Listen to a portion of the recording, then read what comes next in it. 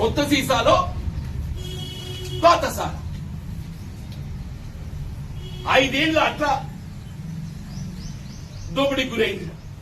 5 ఏళ్ళు ఇదే ఎమ్మెల్యే గారు, 5 ఏళ్ళు ఇదే ఎమ్మెల్యే గారు అట్లా దోపిడీకి గురైంది. 16 మంది కమిషన్లు బదిలీ అయ్యిండ్రు, 8 మంది ఉద్యోగస్తులు జైలు పాలైండ్రు. మా మిత్రుడు ఎవరైనా చౌకరావు గారి పేరు చెప్తారండి, నాకు తెలుసు. నేను అదే చౌకరావు గారి ఆధ్వర్యంలో కాంగ్రెస్ పార్టీ చేరిందా 84 డిసెంబర్లో. సరే, ఇంతవరకు కొనసాగుతుంది. ఈయన మధ్యలో 20 ఏళ్ళు ఎక్కడ వలస పోయొచ్చిండే? అంటే కాంగ్రెస్ కుటుంబం ఉంటావు కదా, మరి నడుమ 20 ఏళ్ళు ఎక్కడ బతకవేను?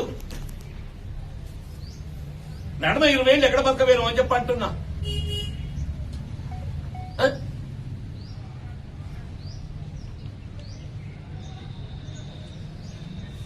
ఎందుకు ఎందుకు మా ఆత్మరాజ్యం దెబ్బతీస్తావు? ఎందుకు మా గోస పెడతావు? ఎందుకు మాతో చెలగాలాట ఆడుతున్నావు? It's a privilege right, it's a constitutional right. మరి రాజ్యాంగ నిర్వచనం ఏమైనా ఉన్నదా? ఒక రాజకీయ పార్టీకి వెళ్ళి ఎంపికై ఆ పార్టీలో కొనసాగుతూ ఇంకో రాజకీయ పార్టీతోని మరి దాన్ని ఏమో నాకు తెలుస్తలేదా? వాళ్ళు అంత పెద్ద వ్యవహారాలను జోక్యం చేసుకొని నువ్వు ఆధిపత్యం చేయాలని చూస్తే అది ఏమన్నట్టు వాటికి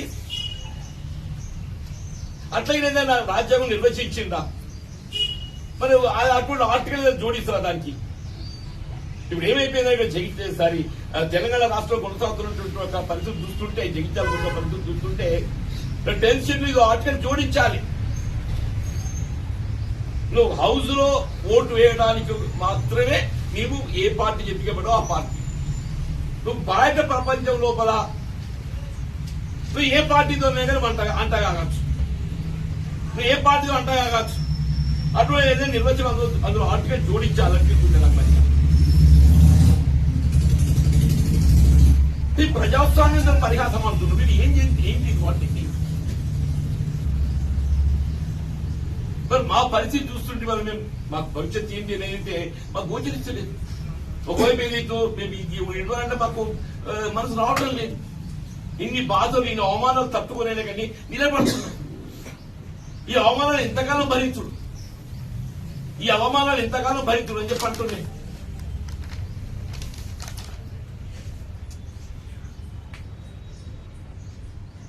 నేను మొన్నే పేర్కొన్నాను, దయచేసి మా విముక్తి కలిగించవా, మా స్వేచ్ఛ ప్రసాదించమని ఇక్కడెక్కడ మాట్లాడి చెప్పాను. మా స్వేచ్ఛ ప్రసాదించమని చెప్పానని నేను కాంగ్రెస్ పార్టీ అధిష్టానం కూడా అదే చెప్పాను. I discuss only about chairperson, not anything else, not anything else.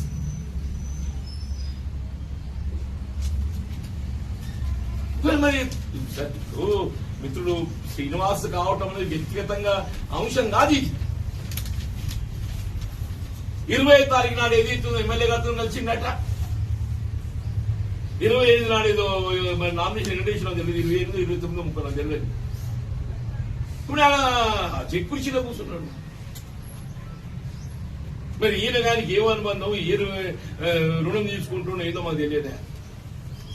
మమ్మల్ని బలి పెడుతున్నావు కదా, నువ్వు మమ్మల్ని బలి పెడుతున్నావు కదా అంటున్నాయి అనేది. అదే కాపువర్గం చేద్దాం కూడా పాపం యూత్ కాంగ్రెస్ ప్రెసిడెంట్ ఉండు వీరం రాజేష్ ఏదైతే ఉందో యూత్ ప్రెసిడెంట్ కాపు సామాజిక వర్గానికి చెందినట్టు పూర్తిగా ఇండిపెండెంట్ పెట్టి ఆయన ఓటర్కి పాలైండే. వీరం రాజేష్ ఏదైతుందో యూత్ ప్రెసిడెంట్, జిల్లా యూత్ ప్రెసిడెంట్, వాడికి వెళ్తే ఎక్కడ పోటీ చేస్తాడు అనుకోవడం మరి ఏమనుకుంటుంది నాకు తెలియదు. యూత్ కోటానికి నష్టమే అనుకోవడం ఏంటో తెలియదు. ఆయనకి ఇండిపెండెంట్ పోటీ పెట్టేది అవుతుందో ఆయన ఫైనాన్స్ చేసి ఏ బాబా బీరం రాసి ఓటమి కారకుడు అయింది అని చెప్పి అది బాబా అది పార్టీ ఫిర్యాదుకు సంబంధించినటువంటి ఒక షెడ్యూల్ అందులో పెట్టుకోబడి అందులో కింద కొత్త నిర్వచనం ఉందో అని తెలుస్తలేదు. ఒకవైపు ఏదైతుందో స్పీకర్ గారు బీఆర్ఎస్ పార్టీ అంటారు, మరి బయట వచ్చేది అవుతుందో కాంగ్రెస్ పార్టీ అంతర్గత వ్యవహారాలను జోక్యం చేసుకుంటూ నువ్వు అభివృద్ధి కొరకు పాటుపడను ఆయన సంతోషపడతాను. ఇవాళ మేము కూడా ఏదైతుందో కాంగ్రెస్ పార్టీ తెలంగాణ రాష్ట్రంలో ఏదైతుందో అధికారంలో రేవంత్ రెడ్డి గారు మోడీ గారితో నేను మొన్నప్పుడు ఒకటి చెప్పాను. సరే ఆల్రెడీ టికెట్స్ పంపిణీలో టికెట్ సెలక్షన్ లో ఏ విధంగా పార్టీకి సంబంధం లేని టిఆర్ఎస్ ఎమ్మెల్యే సంజయ్ కుమార్ గారి యొక్క చౌక్యంతో వారి ఇంటర్వెన్షన్ తోని ఇంటర్ఫియరెన్స్ తో ఏదైతున్నదో వీళ్ళ కాంగ్రెస్ పార్టీ కార్యకర్తల హక్కులకు భంగం వాటిల్లిందో 30 స్థానాలలో కాంగ్రెస్ పార్టీ కార్యకర్తలు పోటీ చేసే అవకాశం అంటే దశాబ్దాల తరబడి కాంగ్రెస్ పార్టీకి అండగా నిలిచి బలోపేతం కోసం కృషి చేసినటువంటి కార్యకర్తలకు లభించాల్సినటువంటి ఒక అవకాశం పొందలేకపోయినందుకు మరి ఉత్పన్నమైన పరిస్థితులలో విధి లేక కొన్ని స్థానాలలో పార్టీ అభ్యర్థులకు వ్యతిరేకంగా నిలిచి స్వతంత్రులుగానైనా కానీ ఏదైతుందో పోటీ చేయటం అందులో కొంత ఫలితాలు కూడా మనం గమనించమని చెప్పండి. సరే ఏదైనా కానీ అల్టిమేట్ రిజల్ట్ ఏదైతున్నదో ఇవాళ 23 బీఫామ్లతో గెలిచింది.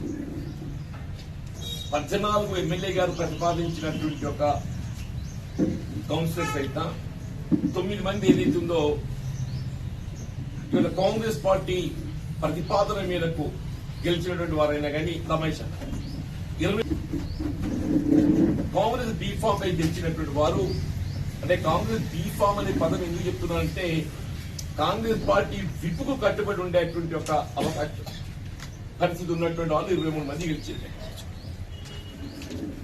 ఇద్దరు ఎంఐఎం పార్టీకి ఎంపికైనటువంటి వారు వీళ్ళ కాంగ్రెస్ పార్టీకి మద్దతు తెలపడం 23 నుండి 25 ఏళ్ళు. బాబు ఒకటి నా గురించి పార్టీతో నాకున్న అనుబంధం అందరూ తెలుసుకో.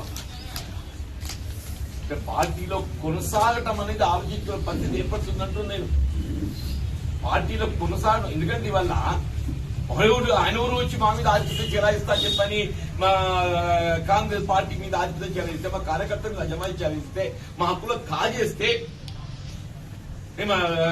కాంగ్రెస్ కార్యకర్తల యొక్క హక్కులను కాపాడలేక ఏం చేయాలి నేను? Please guide me, please guide me. Definitely అదే అందుకే బాధపడుతున్నాం అంటున్నా నేను. ఇప్పుడు ఈ శోభ ఇది ముగింపు కాదంటున్నా నేను.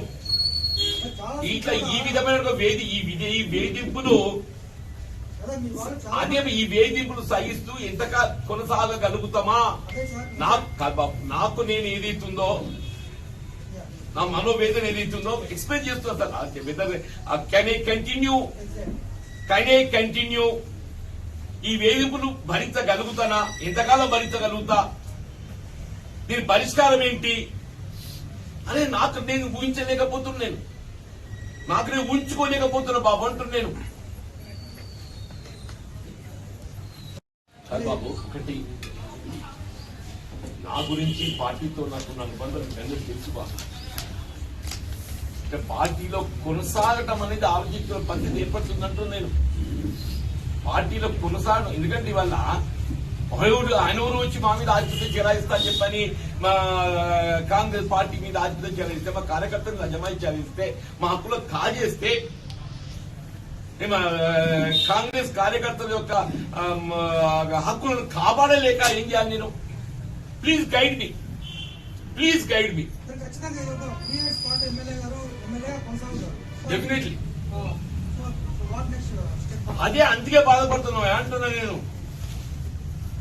ఇప్పుడు ఈ శోభ ఇది ముగింపు కాదంటున్నా నేను. ఇట్లా ఈ విధమైన ఈ వేధింపులు అదే ఈ వేధింపులు సహిస్తూ ఎంతగా కొనసాగగలుగుతామా? నాకు నేను ఏదైతుందో నా మనోవేదన ఏదైతుందో ఎక్స్ప్లెయిన్ చేస్తూ కెన్ ఐ కంటిన్యూ ఈ వేధింపులు భరించగలుగుతానా? ఎంతకాలం భరించగలుగుతా? దీని పరిష్కారం ఏంటి అదే నాకు నేను ఊహించలేకపోతున్నాను, నాకు నేను ఊహించుకోలేకపోతున్నా బాబు అంటున్నాను.